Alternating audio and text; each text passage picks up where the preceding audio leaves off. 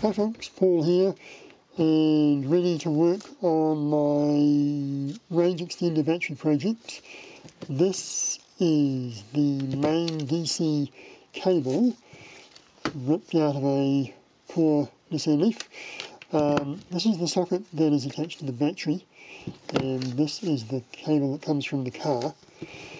And my vision, so normally that plugs in there, and there's a control plug-in socket as well, and the 400 volts 200 amps flows through here.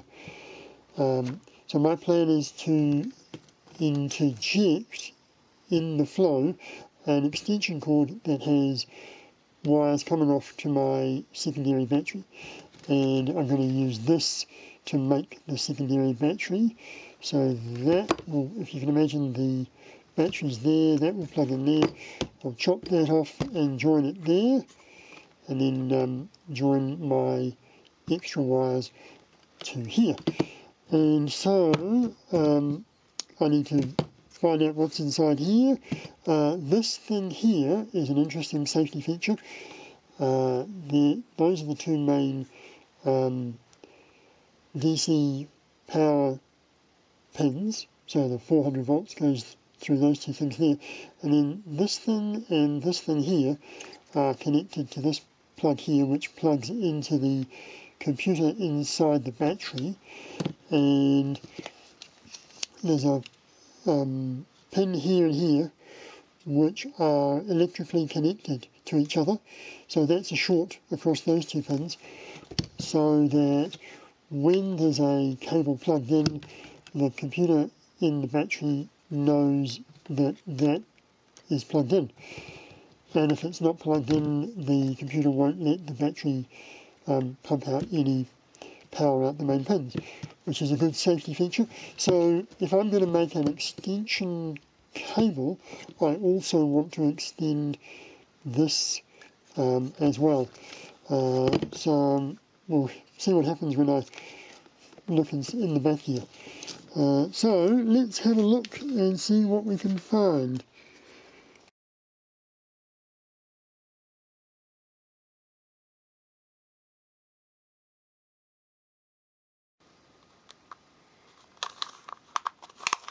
Here we go.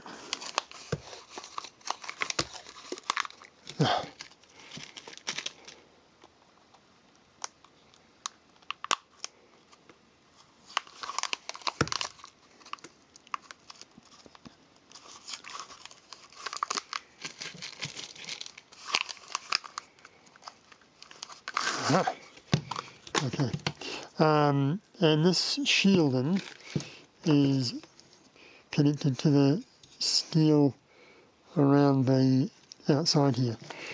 I have heard that one of the challenges with electric cars is the electronics in the inverter that drives the motor is really noisy.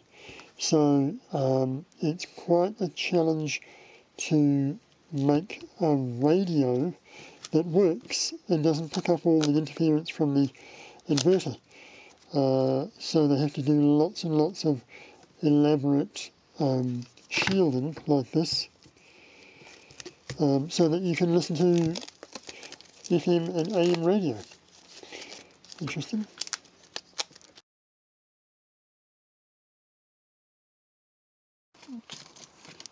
I haven't managed to find anybody else on YouTube who's done this, so I don't know what the best procedure is. So I'm just making this up as I go along. Yeah. What is this?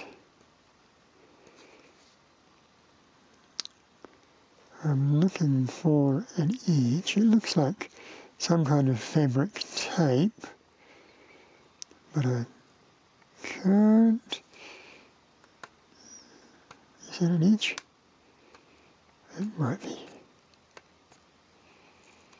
So this is interesting. This is a different kind of tape. It's not electrical vinyl tape. It's more fabric-y.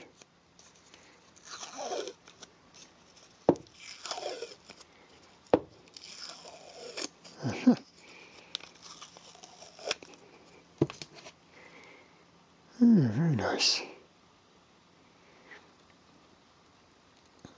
Right. So, I've never come across one of these before, so I don't know if it is something that can be undone by pressing in just the right place, or it's a one-way ratchet. I don't know.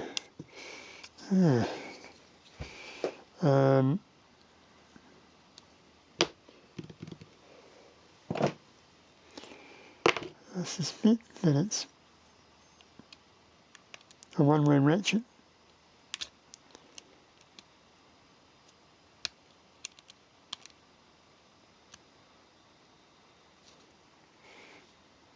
And there's, what the hell is that?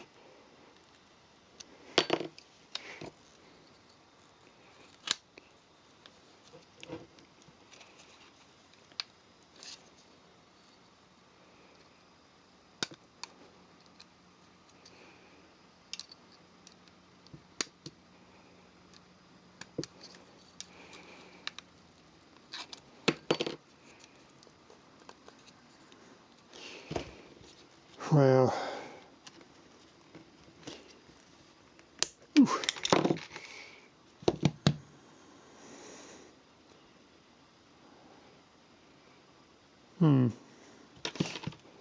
Okay.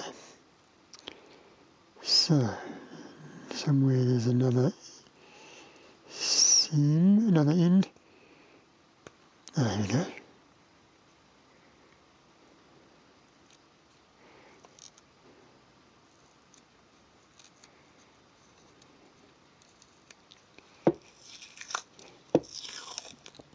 So I want to make sure that I continue using the shielding.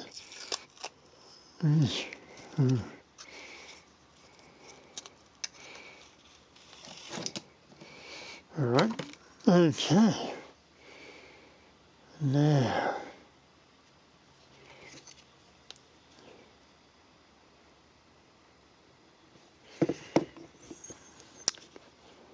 in order to continue this safety feature, I want to be able to separate and extend these two safety pins, but I don't know. Don't know if I'm getting into the back of that in a hurry. There's a limit to how much I want to mess with this, because this, in order for this to function as a really good conductor for 400 volts, 200 amps, I need to not screw with it too much. I don't really want to disassemble the whole thing, but I can see there's like a clamp here that I could do something with. Okay, after thinking about how I might extend this and the wisdom of diving further into this connector, I might just leave it and ask the wisdom of the internet. If you know how to get into the back of one of these, please let me know. In the meantime, I'm just going to carry on and put the crimp lugs on the end here, chop this down, where are we? Chop this down to about there. So I have a lug there, bolt that on there, and another one there. So let's cut those. Now, if I had prepared properly, I would have some very nice cable cutters. I don't actually have the right tool, so I can either attack it with a hacksaw, which might work, or I've got these tin snips, which probably won't work. What I might do is just do a quick little experiment, see if this, there's no way this is going to work because the shape is just all wrong. But I'm going to try it anyway.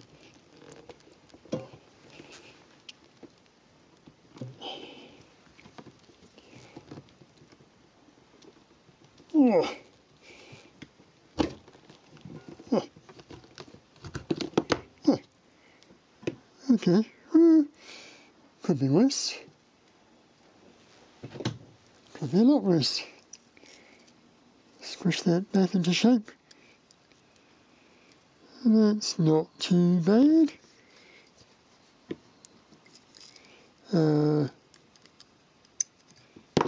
I think these are going to work. I'm guessing that the hacksaw would make a bit of a mess as well. But given that this is the tool I have lying around, that seemed to work pretty well. What I might do is just double check that my lugs and my lug crimper are going to work on this cable.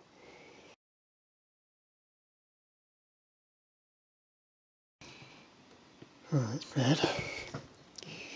In trying to trim off this, I cut quite a few strands. So that's one of the reasons why I'm experimenting. Okay. I don't want to make that mistake on the real cut. So I've lost a bit of conductor, which is not good.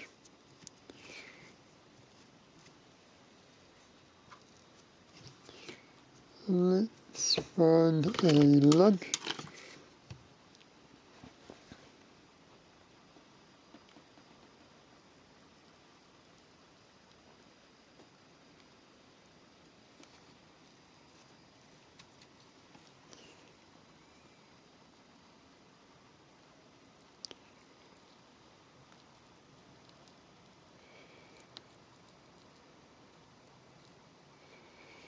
Oh, that's good.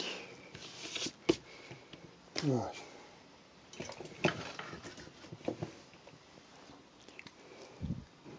Now, as you'd expect, I bought a really cheap crimper.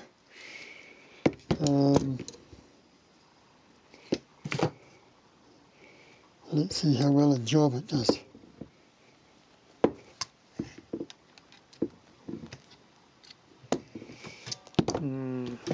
I'm not used to handling this thing. Pretty damn awkward.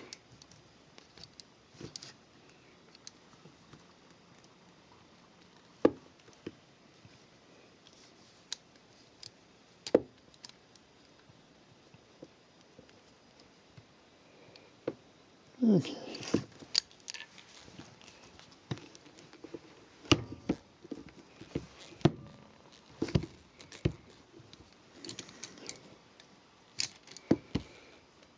Oh, that's bad.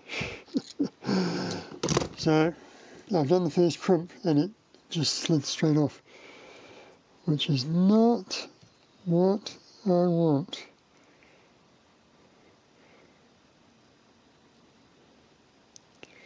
This is a lug for a 50mm cable, which works really nicely on this 0 gauge welding wire.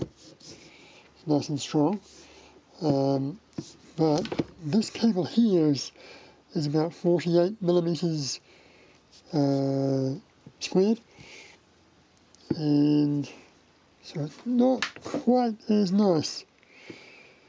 But I'm going to carry on crimping just to see how it goes.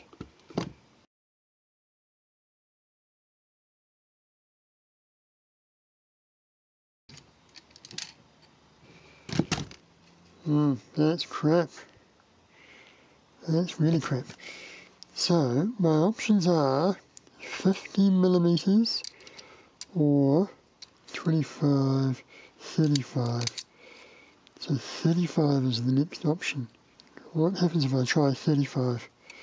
Don't think it's going to work at all. 35 on this hasn't got a hope. Not a hope. No way. Don't even try it.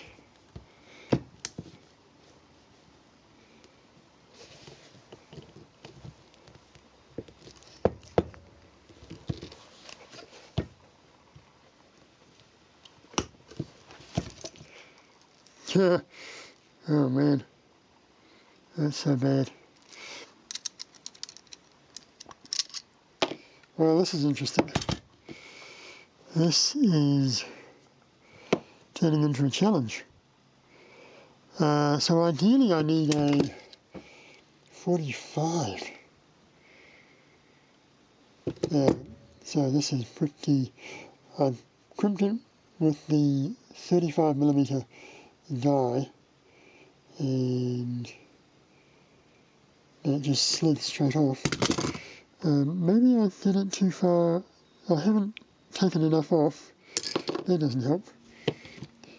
So this is quite a valuable learning experience, working out how to do a proper lug with cheap tools. Cut some more of this off. Once again, that's pretty ugly. Lost a bit more.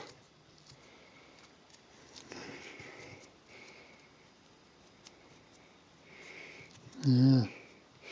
So when I need to do enough practicing on the cable I've got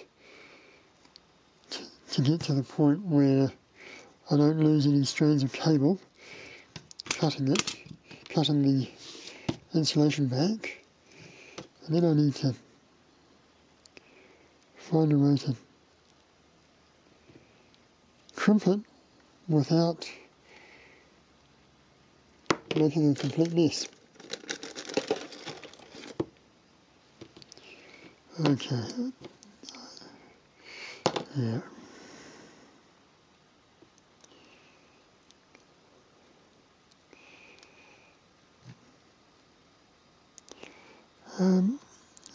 So maybe my problem was just that there was way too little insulation cut off. I'm going to try again with the die set to 50.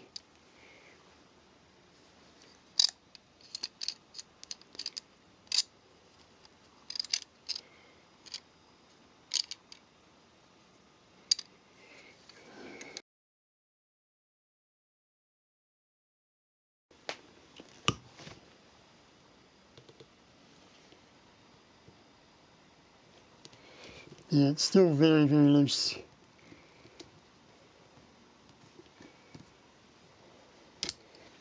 Whereas when I did the other cable, it was firm right from the first connection.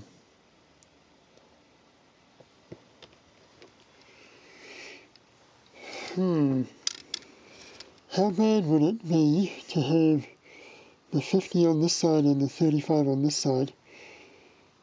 Would that give me the difference?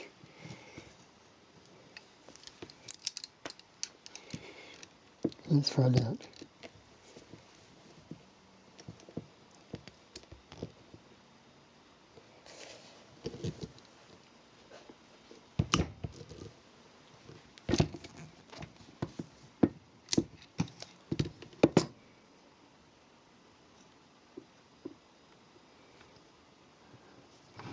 It's a bit ugly, but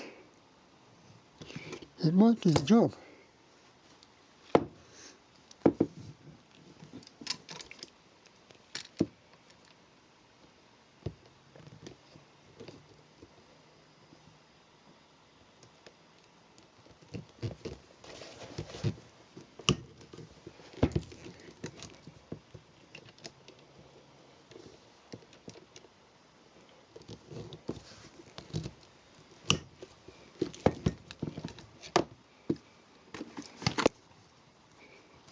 Okay. Alright, so I've got this side set to 50 millimeters and this side set to 35 millimeters, and it's done the horrible crimping squishy bit there, but it's created a damn fine connection. So I think that is my solution, given the tools that I have. It's not as pretty as if it was a perfect fit, but it's pretty damn good. That's really solid. That's not going anywhere. So that's good. I need to do some more practice cutting to avoid removing extra bits of conductor. The wires on this are incredibly fine, so I'm not losing much when I cut into the actual wire, but I prefer to get to the point where I'm not doing any of that. But in the meantime, I might just bite the bullet and cut this down. Let's do this in one elegant mangle. Alright, here we go.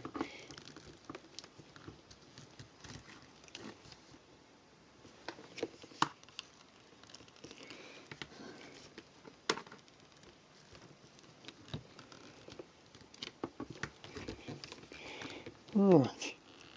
Oof.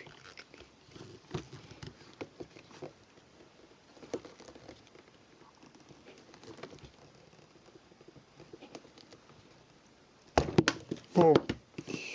Whew.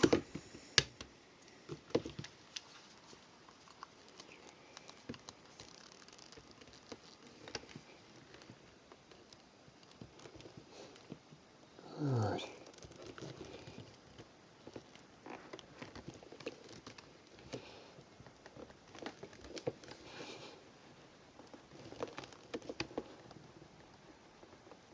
Oof.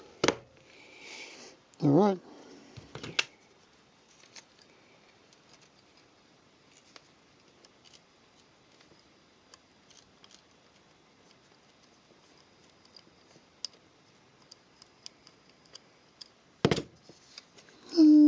It's not a bad cut, considering I'm using completely the wrong tool. I'm happy with that. So I'm going to do a bit more practicing on this cable to get my technique down.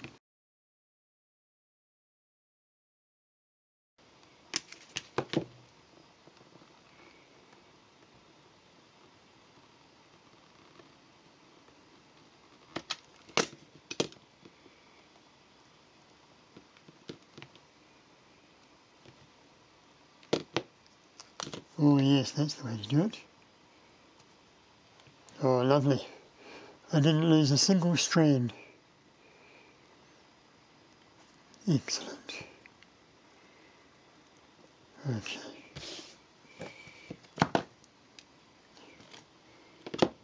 Right. Alright. It's looking good. That's going to go there. Right.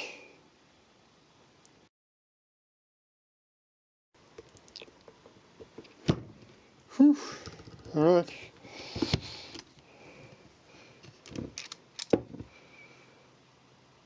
Oh yes, not too bad. Let's do a second crimp.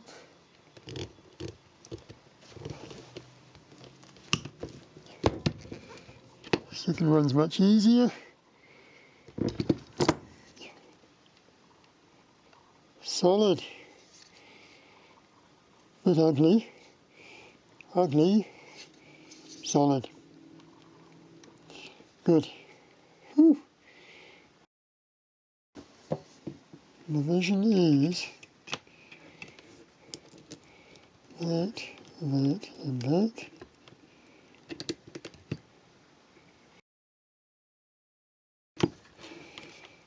Alright. Once I've got another crimp on there, it's all starting to make sense. Here's another question for the audience. How should I insulate this? The battery is right here, so I don't want to have too strong a bend in this cable here. So I could have some massive heat shrink, but it's not going to do a really nice job of covering that and making it waterproof. So how do you recommend I seal that? And assuming I've got the same over here, I could put a nice big chunk of insulator of some sort in between here, but I want to make sure that this is all waterproof somehow. And any suggestions? Love to hear them in the comments. But otherwise, I think it's starting to look like it actually might work. Alright, let's do this.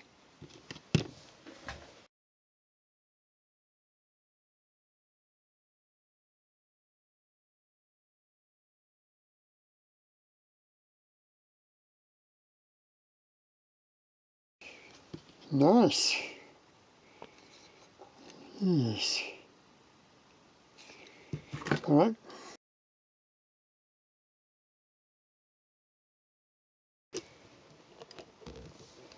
One.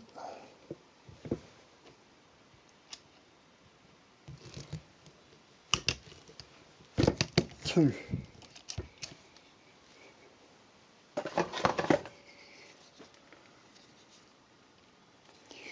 Oh, good, good, good.